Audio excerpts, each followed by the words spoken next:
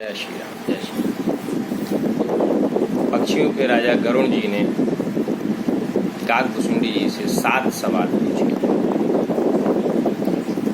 उन्होंने कहा, पुण्य सपन बोले खगराहु, जब कृपाल महि पर भाऊ, नाथ मोहि निज सेवक जानी, सप्त प्रश्न मम कहाऊं बखानी।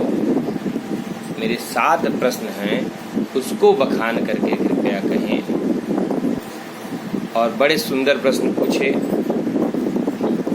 गरुण जी ने। उन्होंने कहा कि सबसे पहले यह बताइए प्रभु कि सबसे दुर्लभ कौन सा शरीर है, कौन सबसे बड़ा दुख है तथा कौन सा सबसे बड़ा सुख है। संतों का मर्म भी आप जानते हैं, अतः उनके स्वभाव का व्याख्या करिए। वेदों में विदित सबसे बड़ा पुण्य कौन सा है और सबसे भयंकर पाप कौन सा है, सब समझाकर कृपया हमें बताएं। भुसुंड जी बोले, हे गरुण जी, आपका बुद्धि अत्यंत ही पवित्र हो चुकी है। मैं संक्षेप में जो भी आपने पूछा है उसका उत्तर कहता हूँ कि मनुष्य के शरीर के समान कोई शरीर नहीं है। नर तन सम नहीं कवनेउ देहि, नर के तन के समान कोई दूसरा देह नहीं है। जीव चराचर जाचत तेहि, चेतन जड़ जीव उसी मानव शरीर को ईश्वर से मांगते रहते हैं। यह मनुष्य शरीर नरक स्वर्ग मोक्ष की सीढ़ी है। यह ज्ञान वैराग्य शुभ भक्ति देने वाला है। मनुष्य शरीर को धारण करके जो अत्यंत नीच से भी नीच प्राणी भगवान का भजन नहीं करते और निकृष्टतम विषय भोग में अनुरक्त रहते हैं, वो नीच।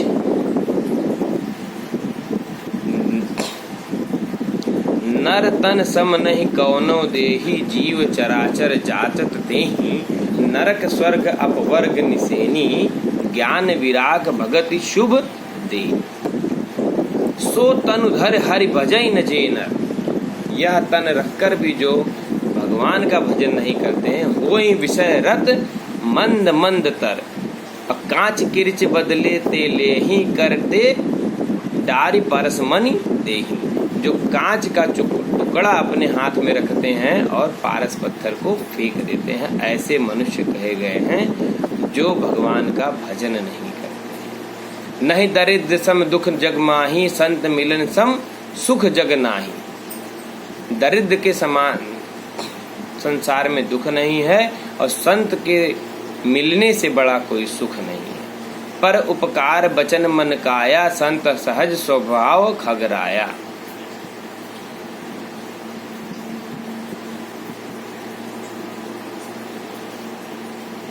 दूसरे के उपकार में लगे रहना, दूसरे का उपकार करना संतों का सहज स्वभाव होता है। संत सहाय दुख पर हित लागे, पर दुख हेतु असंत अभागी। संत सदैव दूसरों का दुख सहते हैं और दूसरे के ऊपर जो विपत्ति आती अपने ऊपर लेते हैं। बूरज तर सम संत कृपाला, परहित नित सह विपत्ति विशाला।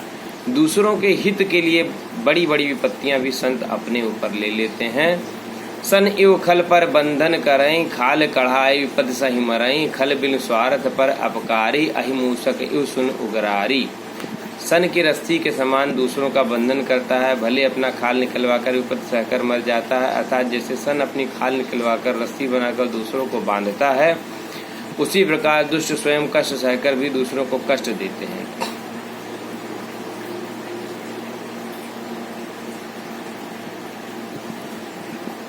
दुष्ट लोगों की पहचान कैसी कही काकभुसुंडी जी ने कि दुष्ट लोग जो होते हैं वो उनका अहित हो रहा हो भले से, लेकिन अगर दूसरे का अहित हो रहा है तो उसमें वो परम सुखी होते हैं। और संत कैसे होते हैं? दूसरे के हित में सुखी और दूसरे के दुख में दुखी।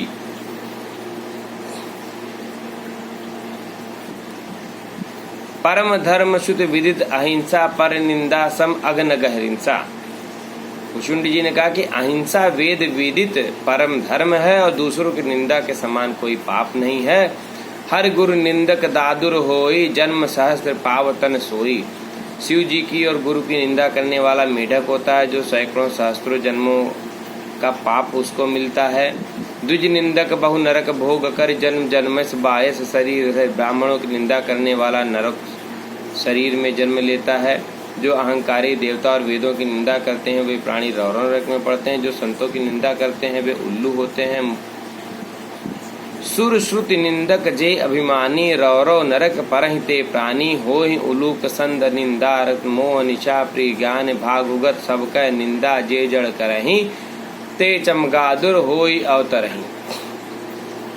और जो दिन रात दूसरे की निंदा में लगा रहता है वो क्या बनता है अगले जन्म में? चमगादड़, उल्टा लटकता है, क्योंकि दुनिया उसको हमेशा उल्टी ही दिखती है, इसलिए वो उल्टा लटकने वाला चमगादड़ बन जाता है अगले जीवन में। और सुनऊ तात अब मानस रोका जिनते दुख पा वहीं सब लोगा मोह सकल व्याधिन कर मूला और तिन ते उपजहि पुनि भव सूला। और अंत में भुषुंडी जी ने सबसे बड़ी बात कही कि मानस रोग अगर है तो क्या है? मोह सकल व्याधिन कर मूला और तिन ते उपजे पुनि भव शूला। काम वात कफ लोभ अपारा क्रोध पित्त नित्य छाती जारा। काम ही वात है, अपार लोभ कफ है, निरंतर छाती को जलाने वाला क्रोध ही पित्त है। ये तीनों ही जब मिलकर इकट्ठा होते हैं तब प्राणी को सन्निपात नामक रोग होता है। विषय मनोरथ दुर्गम नाना ते सब शूल नाम को जाना ममता दादु कंडु ईर्षाई हरत विषाद गरह बहुताई। ममताई दाद है, ईर्ष्या क्या है? खुजली। हर्ष और विषाद दोनों ही इसलिए दुखदायी होते हैं। पर सुख दे ही जरन छई कुष्ठ दुष्टता मन कुटिलाई अहंकार अति दुखद डमरुआ दम्भ कपट मन मान निहरुआ। दूसरों का सुख देखकर जलन व मन का क्षय रोग है। दुष्टता और मन की कुटिलता ये दोनों ही मन के दोनों प्रकार के श्वेत और गलित कोढ़ हैं। अहंकार ही अत्यंत दुखद डमरुआ नाम का रोग है जो शरीर को टेढ़ा बना देता है। दम्भ कपट मन मद और मान नेहरुआ नामक रोग है जो नसों को निर्बल कर देता है। तृष्णा उदर बुद्धि अति भारी त्रिविध ईष्टा तरुण तिजारी जुगविद जस मत्सर अविवेका कहाँ लगी कहाँ कुरोग अनेका। तृष्णा उदर विद्धि का रोग है। तीनों प्रकार के ईर्षा अर्थात पुत्र धन और लोक सम्मान की इच्छाएं ही अत्यंत तीव्र तिजारी तिजरी नाम का रोग है जो तीसरे दिन आता है, 3 दिन तक रहता है। मत्सर और अविवेक के दोनों जीर्ण और अजीर्ण जुड़ है। ऐसे अनेक कुरोग है जिन्हें कहाँ तक कहूँ। एक व्याधि बस नर मरे यहीं ए असाधि बहु व्याधि पीड़ित संतत जीव का सो कि में लगे समाधि। इस प्रकार जीव अत्यंत प्रकार के दुखों से घिरा हुआ है, इसलिए उसको समाधि है, उसको शांति मिलना दुष्कर है। हे गरुण जी के वाहन, नियम धर्म आचरण व्रत ज्ञान जप दान आदि करोड़ों औषधियों से भी यह रोग नहीं जाते हैं। अविद सकल जीव जग रोगी सो का हरस भय प्रीति वियोगी मानस रोग कछुक में गाए सबके लखी विरलेपन पाए। इस प्रकार भुषुंडी जी ने कुछ रोगों के बारे में विस्तार से बताया और यह भी बताया कि यह सब कैसे नष्ट होता है। तो उसका एक राम नाम ही औषधि। राम कृपा नासई सब रोगा जो अहिभाति बने संयोगा। सद्गुरु वैद वचन विश्वासा और संयम यह न विषय कै आशा। रघुपति भगत सजीवन मूरी अनुपान श्रद्धा मति पूरी। अहिविधि भले सुकुरोग न साही नाहित जतन कोटि जंचक। तो भगवान राम का नाम ही एकमात्र मूल औषधि है और इसके अनुरक्त होने से ही आपके सब भय रोग नष्ट होते हैं। इसलिए एकमात्र राम नाम की औषधि को अपने मन में रखना चाहिए।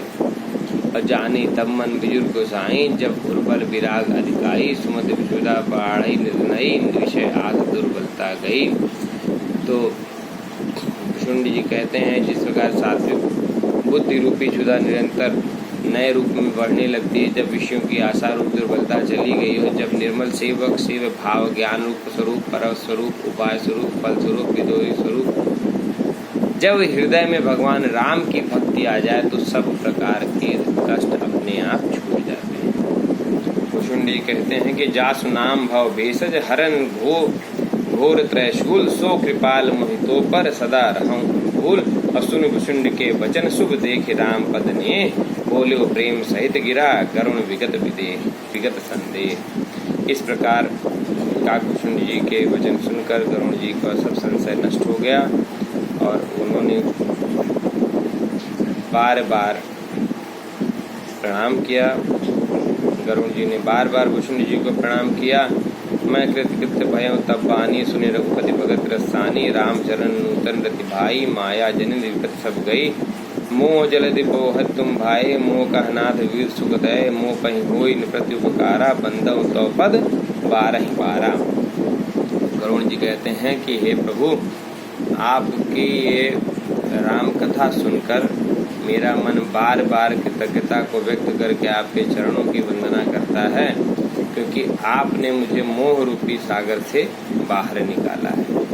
पूरन काम राम अनुरागे, तुम समतात न को बड़ भागे, संत बिटप सरिता गिर धरनी, पर हेतु हेतु सबन कह करनी, संत हृदय नवनीत समाना, कहाँ कबिन पई करें न जाना, निज परिताप द्रवई नवनीता, पर द्रवई संत सुपुनीता। इस प्रकार गरुण जी दंडवत करके वैकुंठपुरी को गए। तासु चरण से नाय कर, प्रेम सहित मति धीर, गयों गरुण वैकुंठ तब, हृदय राखी रघुवीर। और भगवान शिव माँ पार्वती को संबोधित करके कहते हैं, गिरजा संत समागम सब न लाभ कछुआन, और बिनु हरि कृपा न होय सो गावहि वेद पुराण। कि बिना हरि कृपा के यह संभव नहीं होता है। कहो पवन पुरीन पुनीत इतिहासा, सुनत श्रवण छूटई भव पासा, परंत कल्प तरु करुणा पुंजा, उपजय प्रीत राम पद कंजा, अमन क्रम वचन जानी अग जाए, सुनहि जे कथा श्रवण मन लाई। तीर्थाटन साधन समुदाय, जोग विराग ज्ञान निपुनाई, नाना कर्म धर्म व्रत ध्याना, संयम तप जप मख नाना, भूत दया दुज गुरु सेवकाई, विद्या विनय विवेक बढ़ाई, जहाँ लगे साधन वेद बखानी, सब कर फल हरि भगत भवानी, सब कर फल हरि भगत भवानी। कि भगवान शिव ने कहा कि तीर्थाटन ज्ञान वैराग्य कर्म धर्माचरण व्रत दान संयम, सब जितनी भी तरह के संयम जतन बताए गए हैं, उन सब का फल एकमात्र भगवान राम की भक्ति है और भगवान राम का कथा श्रवण।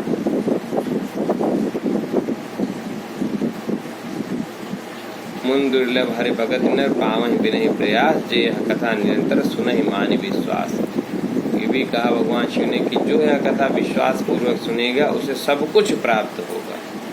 सोई सर्वज्ञ गुनी सोई ज्ञाता, सोई महिमंडित मंडित दाता, धर्म परायण सोई कुलदाता, रामचरण जा कर्मन राता, निपुण सोई परम सयाना, शुद्ध सिद्धांत नीकते तहि जाना, सोई कवि कोविद सोई रणधीरा, जो छल छाणी भजई रघुवीरा। देखिए सबसे बड़ी बात कही क्या भगवान ने कि जो छल छाणी, अपने मन में छल छोड़कर जो भगवान को जपता है उसको भगवान अवश्य ही प्राप्त होते हैं। ओम जय श्री जय श्री।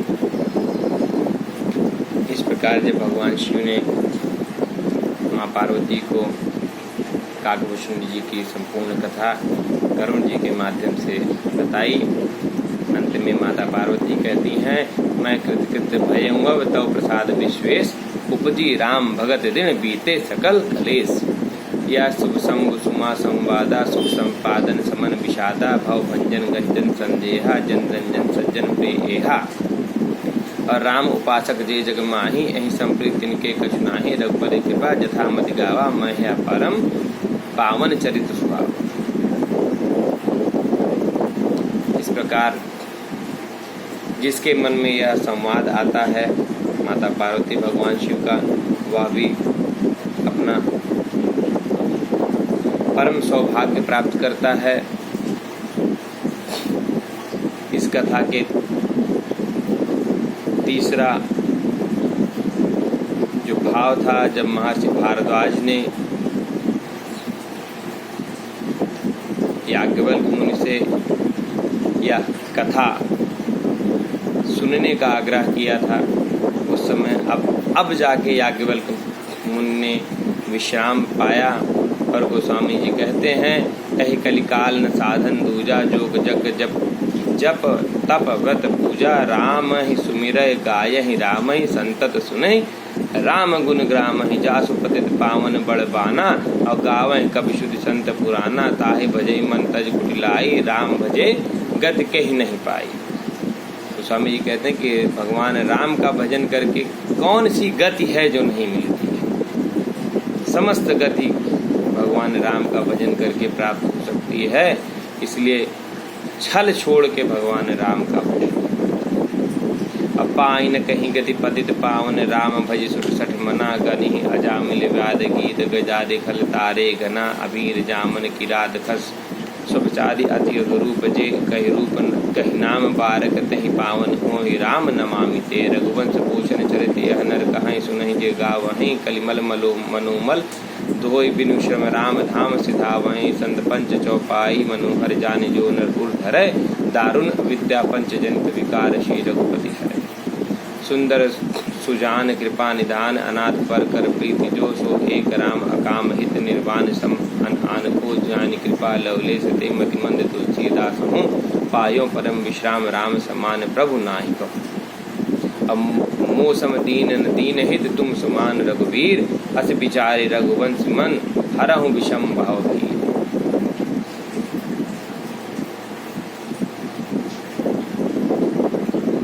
काम हिनार पियारे जिमि लोभे प्रिय जिमि धाम, तिमि रघुनाथ निरंतर प्रिय लागौ महिराम। हे प्रभु, जिस प्रकार कामी को युवती प्रिय लगती है, लोभी को धन प्रिय लगता है, हे मेरे राम जी, हर समय आप हमको प्रिय लगें, हम हर समय आप में विरक्त रहें, आप में अनुरक्त रहें, आप में ही अनुरक्त रहें। ऐसी हे प्रभु सद्बुद्धि दीनानाथ। ओम जय श्री कृष्ण।